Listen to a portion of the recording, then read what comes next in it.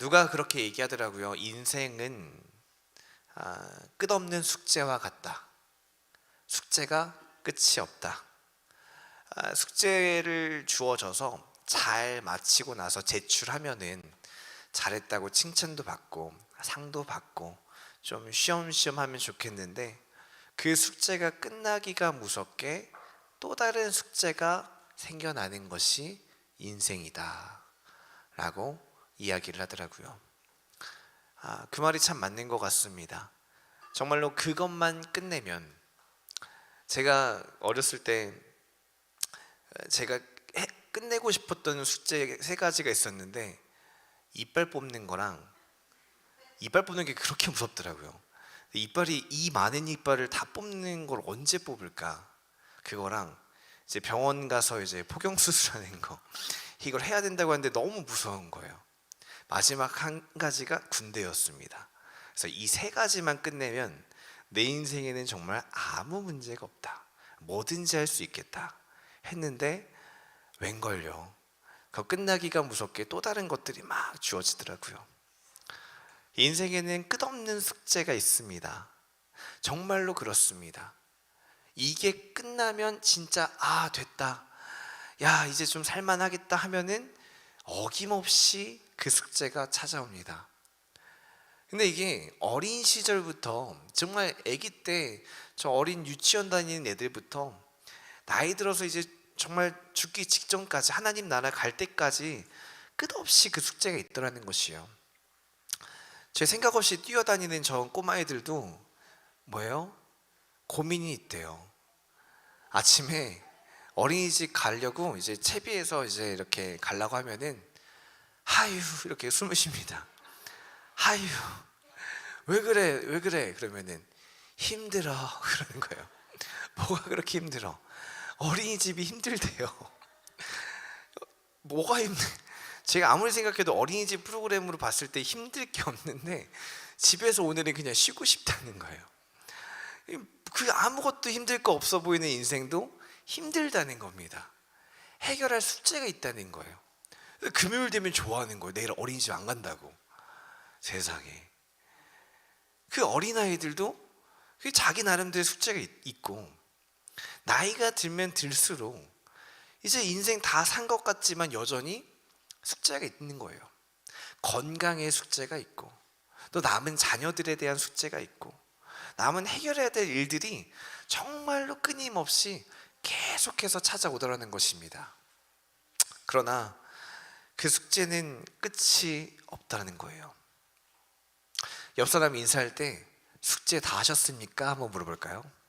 숙제 다 하셨습니까? 숙제를 다 할 수가 없더라고요.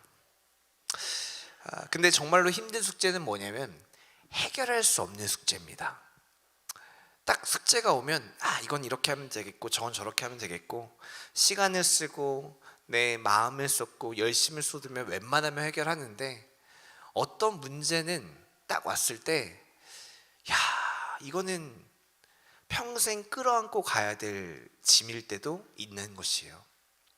평생 동안 그냥 정말 하루하루가 힘들어서 하루빨리 해결하고 싶은데, 어떤 건강의 문제는, 어떤 자녀의 문제는, 어떤 내 삶의 관계의 문제는 해결할 방법이 보이지 않아서 힘들지만 끌어안고 그냥 하루하루 살아야 되는 일들도 있다라는 것입니다. 오늘 우리가 같이 읽은 사도행전 3장에 나타난 이 성전 미문에 앉아있던 안진뱅이도 그런 큰 숙제가 있던 사람이었습니다. 해결할 만한 숙제가 아니었어요. 오늘 2절 말씀 보니까 이 사람은 어떤 숙제가 있었냐면, 한번 볼까요? 나면서, 시작. 나면서 이는 성전에 들어가는 사람들에게 구걸하기 위하여 날마다 미문이라는 성전문에 두는 자라. 이 사람은 뭐라고 합니까? 나면서부터, 그러니까 태어나면서부터 걸을 수가 없었던 사람이래요. 이거는 해결할 수 있는 문제가 아니었던 거죠. 내가 평생 동안 끌어안고 살아야 되는 것입니다. 근데 지금 시대랑 이 시대의 그 장애가 있는 사람이 다르잖아요. 지금은 너무 복지가 좋아져서 장애가 있어도 일상생활하는 데에 먹고 사는 문제만큼은 해결할 수 있도록 해주는 제도가 준비되어 있지만, 이 당시에는 나면서 내가 걸을 수 없다라는 것은 뭐냐면 살아갈 방법이 없다는 뜻이에요. 일상적인 대부분의 방법으로는 도저히 어떻게 살아야 될지가 보이지 않는 그런 커다란 장애였다는 것이죠. 이 사람은 태어나면서부터 이렇게 큰 문제를 가지고 시작됐습니다. 그래서 이 사람은 이 문제를 해결하기 위해서 하루도 빠지지 않고 뭐라고 합니까? 날마다 뭐 하기 위해서? 구걸하기 위해서. 누군가 도와주지 않으면, 누군가 오늘 살아갈 뭔가 금전이나 먹을 것이나 이런 것들을 도와주지 않으면 정말 먹고 살 수 있는 문제 자체가 해결할 수 없기 때문에 정말 살기 위해서 날마다 하루도 빠짐없이 성전 앞에 구걸하러 가는 삶을 살았다는 것이죠. 구걸하러 가는 그 여정도 자기 힘으로 갈 수가 없어가지고 어떻게 합니까? 사람들이 메어가지고 와야 되는 거예요. 아침이 되면 나를 메어주는 사람들이 있어가지고 성전 미문까지 거기다 앉혀놓고 그 하루의 일과가 다 끝나고 나면 다시 나를 업어다가 다시 집으로 데려다 주고, 그러니까 매일매일이 누군가 도와주지 않으면 살아갈 수 없는 그런 삶을 살았던 사람이었다는 것이요. 그러면 이 사람의 삶은 어땠겠습니까? 딱 구걸하러 앉았을 때에 계속 사람들을 보면서 저 사람은 나에게 얼마를 줄까? 얼마만큼 도와줄 수 있을까? 그래서 나한테 얼마를 주면은 오늘은 그래도 어느 정도 돈이 채워졌다. 오늘은 이거 먹을 수 있겠다. 이 생각하지 않겠습니까? 또 사람들이 오늘따라 유난히 바빠가지고 나에게 아무것도 도와주지 않으면 지나가는 사람들을 보면서 근심과 걱정이 생기겠죠. 어떻게 해야 되나? 어떻게 해야 되나? 또 옆에 자기를 메어줬던 사람들이 한마디씩 던지겠죠. 야, 아직까지 그것밖에 돈 못 받았으면 너 어떻게 먹을래? 매일 성전 미문 말고 다른 데 가서 한번 해보는 건 어떻겠니? 하면서 이런저런 조언들을 줄 거 아니겠습니까? 그러면은 저렇게 해봐야 되나? 이렇게 해봐야 되나? 하면서 자기의 삶을, 이 문제를 이렇게 해결해야 되나? 저렇게 해결해야 되나?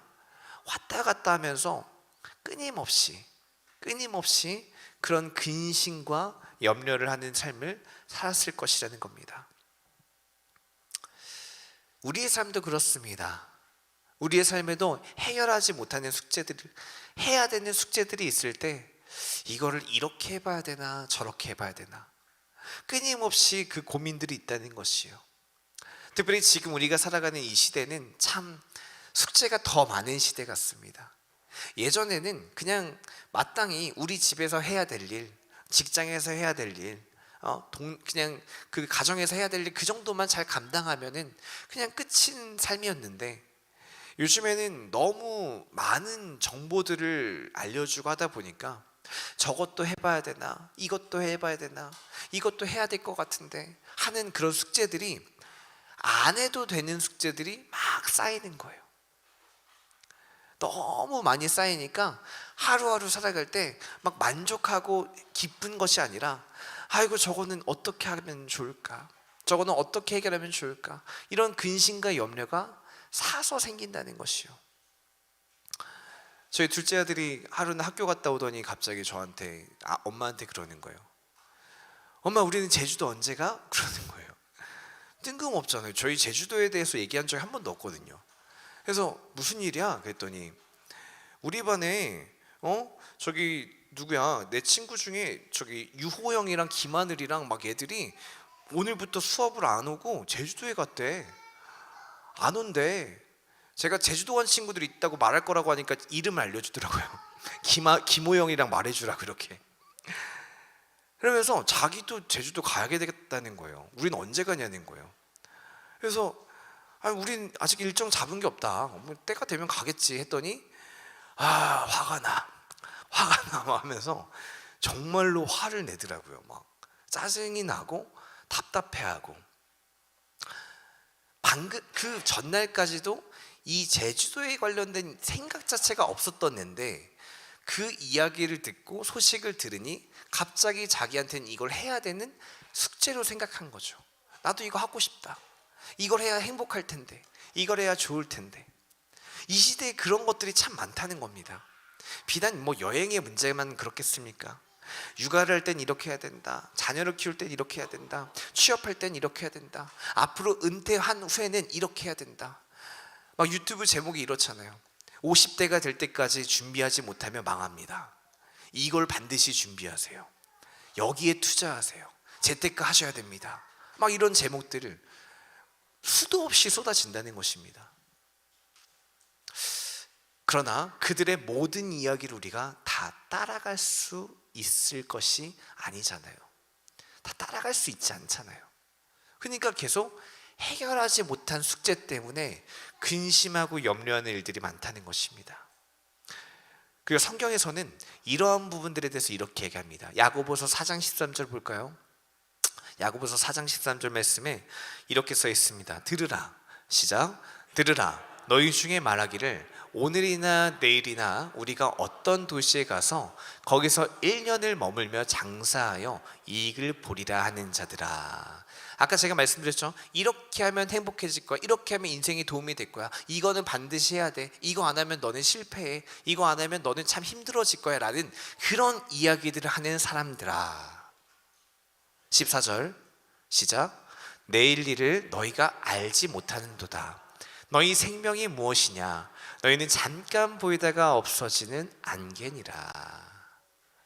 너희가 말하는 그 모든 것들 내일 일을 알지 못하고 하는 얘기들이다.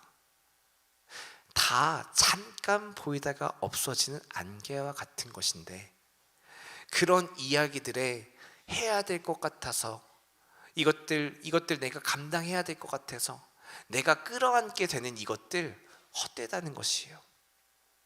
또 골로새서는 이것들에 대해서 이렇게 주의합니다. 말씀 볼까요? 골로새서 시작.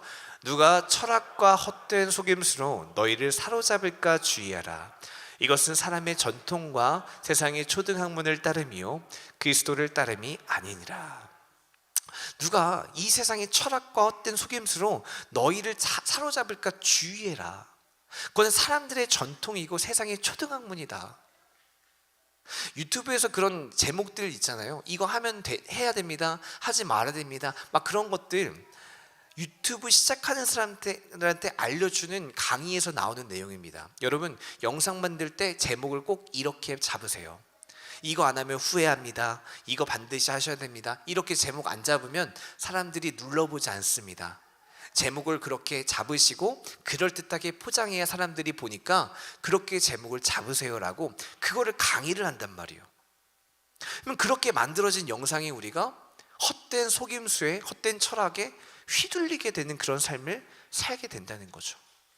사실은 그 말에 가장 유익을 보는 게 무엇입니까? 그 유튜브 운영하는 사람이 가장 유익을 보죠.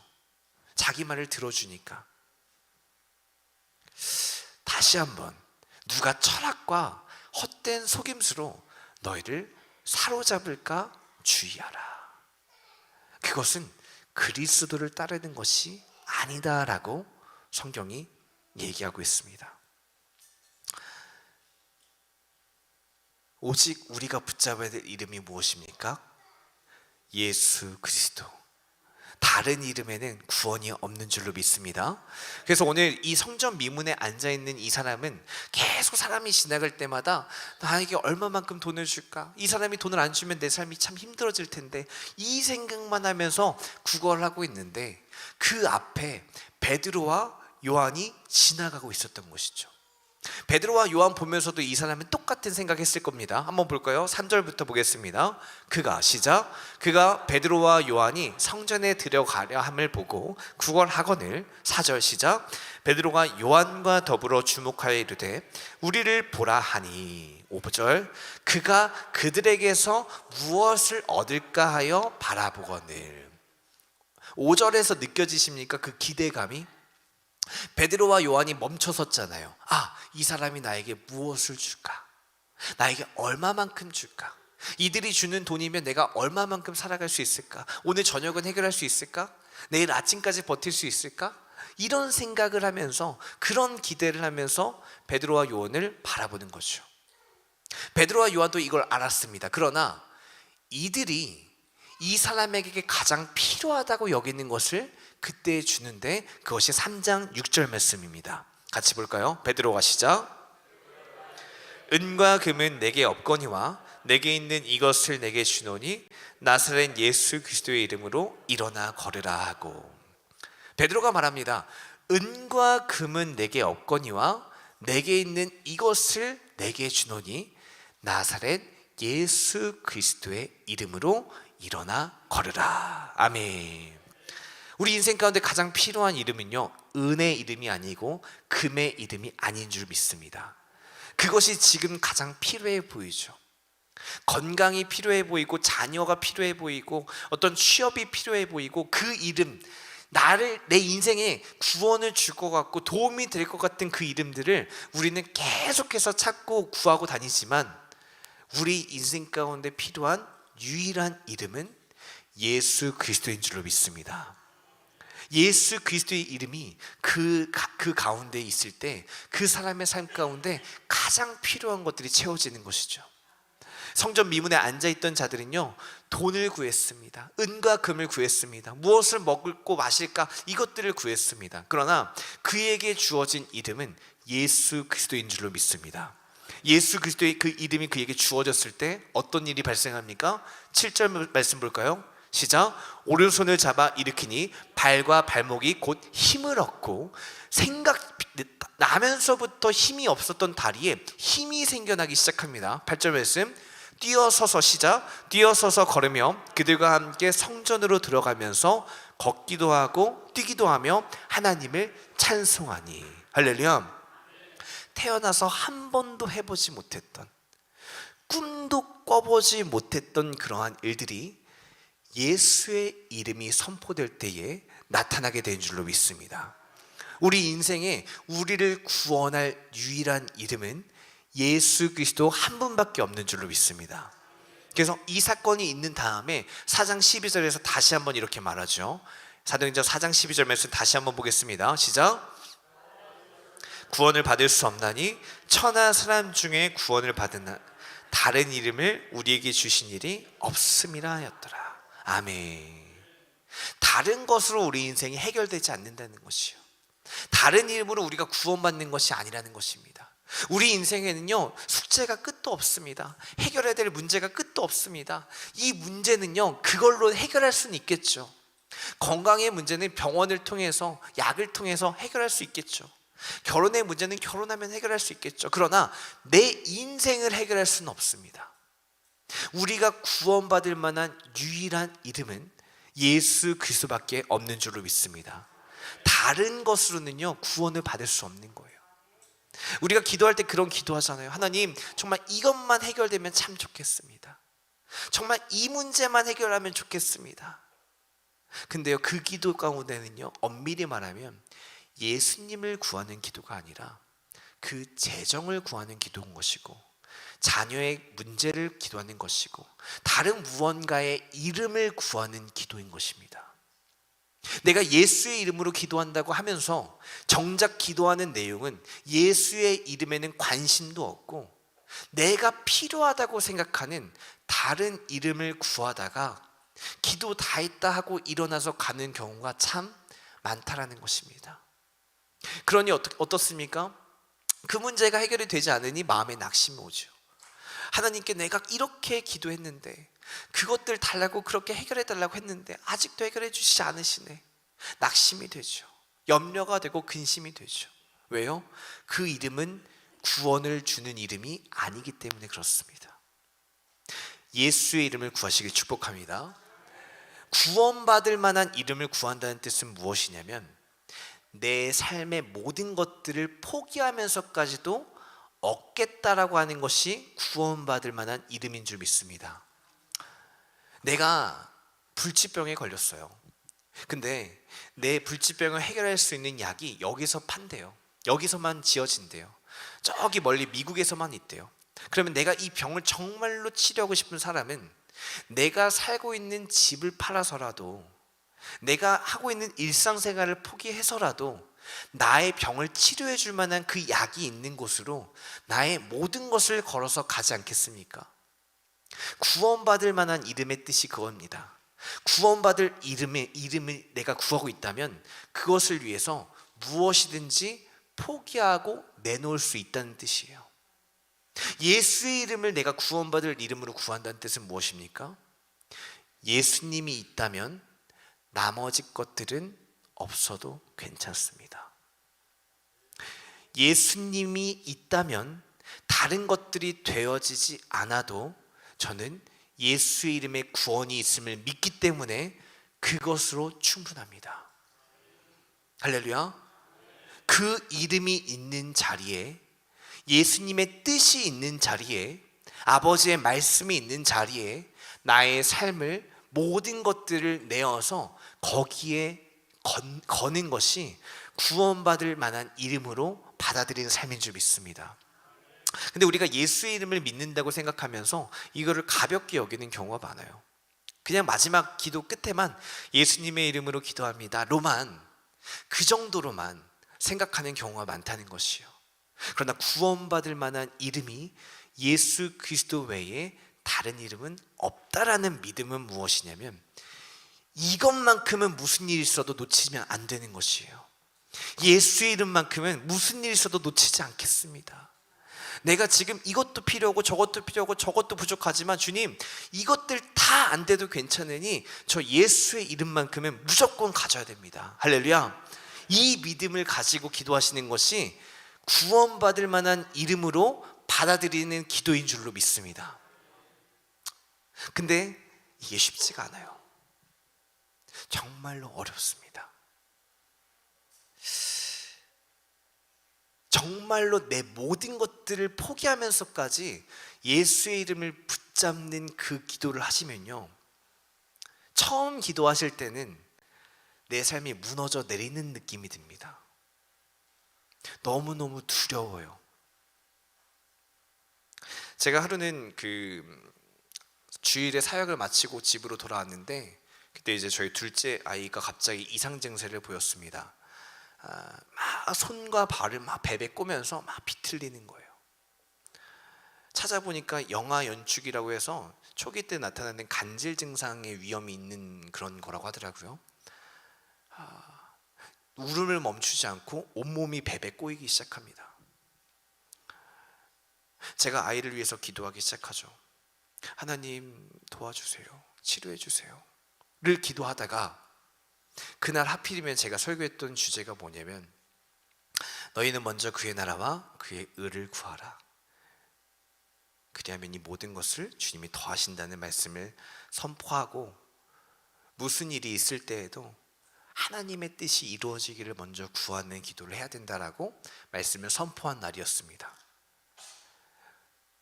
둘째 아이가 치료되기를 기도하다가 그게 딱 생각이 나면서, 이 기도보다 하나님의 뜻이 이루어지기를 기도해야겠구나 하고 생각하는데, 순간적으로 만약에 아버지의 뜻이 이 아이의 병이 치료되지 않고 이 간질이 계속 진행이 되면서 영구적인 장애로까지 가는 거를 원하시는 거면 어떡하지? 그걸 내가 감당하면서 이걸 이겨내기를 바라시면 어떡하지라는 생각이 순간 들어오는 거예요. 그게 생기니까 갑자기 제 안에 아버지의 뜻대로 되기 원한다라고 하는 기도를 못 하겠는 거예요. 너무 무서운 거예요. 제가 여기서 그렇게 기도했다가 진짜 이 아이가 그렇게 돼서 평생 동안 이것들을 끌어안고 살아야 되면 어떡하지라는 그런 두려움이 오니까 앞에서 애는 지금 이상 증세를 계속 보이고 있고 너무너무 무서운 거예요. 그러다가 정말로 아버지의 뜻대로 이루어지는 것이 내 삶의 가장 귀한 것임을 고백합니다 하면서, 이 아이가 혹여나 영구적인 장애를 가지게 되더라도 그것이 만약 아버지의 뜻이라면 그것이 이루어지기를 원합니다 하면서 하늘에서의 뜻이 이 땅에서 이루어짐 같이 나를 향한, 우리 가정을 향한 아버지의 뜻이 이 가운데 이루어지기 원합니다라고 그렇게 기도를 하는데 엉엉 눈물이 나더라고요. 너무 두렵고 무섭고 막 울음이 나면서 그럼에도 주님께 모든 것을 맡깁니다. 막 울면서 그렇게 기도하다가 잠이 들었어요.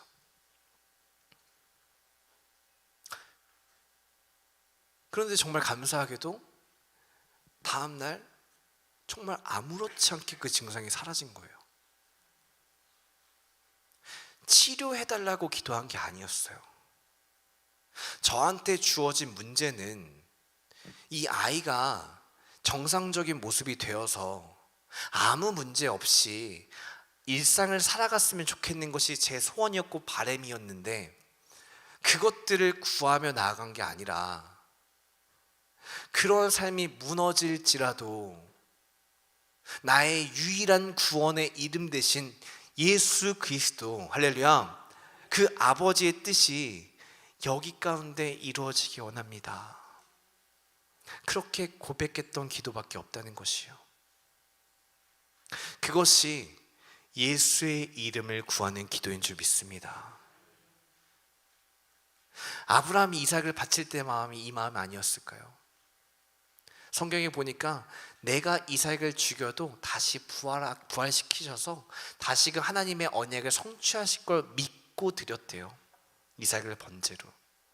내 인생 가운데 절대 없어서는 안 될 것 같은 그 구원의 이름, 아브라함에게는 그것이 이삭의 이름이었고, 내 인생 가운데는 어떤 이름이 있는지 모르시겠지만 내가 그것 또한, 그 이름 또한 아버지 하나님께 맡겨드릴 때에 하나님 아버지께서 정말로 가장 좋은 때 좋은 것으로 일하시고 통치하시고 인도하신 줄 믿습니다.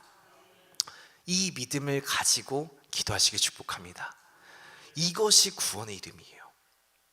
정말로 내가 이렇게 됐으면 좋겠습니다 하는 모든 시나리오를 다 폐기하고 아버지께, 나의 구원의 이름 되신 아버지께 나의 삶을 전적으로 올려드리며 하늘에서의 뜻이 내 삶 가운데 이루어지기를 간절히 소원하는 것, 그것이 구원의 이름 대신 예수 그리스도의 이름으로 기도하는 기도인 줄 믿습니다. 그래서 오늘 같이 기도하실 때에는 예수의 이름으로 기도하시기 축복합니다. 내 안에 말은 하지 않지만 하나님께 쪼르고 있던 다른 구원의 이름이 있습니다. 하나님, 이거는 이렇게 해결돼야 되는데요. 하나님, 저거는 저렇게 좀 해주세요 했던 내 나름대로의 쌓아놨던 그 구원의 이름들, 성전 미문에 앉아있던 안진뱅이한테는 오늘 하루를 살아갈 금과 은이 그에게 구원의 이름이었습니다. 그러나 그가 그 금과 은을 받는 것이 아니라 예수의 이름을 받을 때에 그의 삶에 놀라운 구원의 역사가 나타나는 줄로 믿습니다. 내 삶 가운데 예수 그리스도의 구원의 은혜를 경험하고 싶으십니까? 예수의 이름을 붙잡으시기 축복합니다. 예수의 이름을 붙잡기 위해서는 다른 잡았던 이름들을 내려놓으셔야 돼요. 다른 붙잡고 있던 이름들 내려놓으시고 예수의 이름을 간절히 붙잡고 나아갈 때에 예수님이 우리의 삶 가운데 놀라운 구원의 역사를 주실 줄 믿습니다. 그래서 이 시간 같이 기도하며 찬양하며 기도할 때에 온 땅 위에 주신 예수의 이름, 내가 그 이름을 붙잡고 정말 예수의 이름만을 붙잡으며 기도하겠습니다. 그렇게 고백하며 함께 찬양하며 나가겠습니다.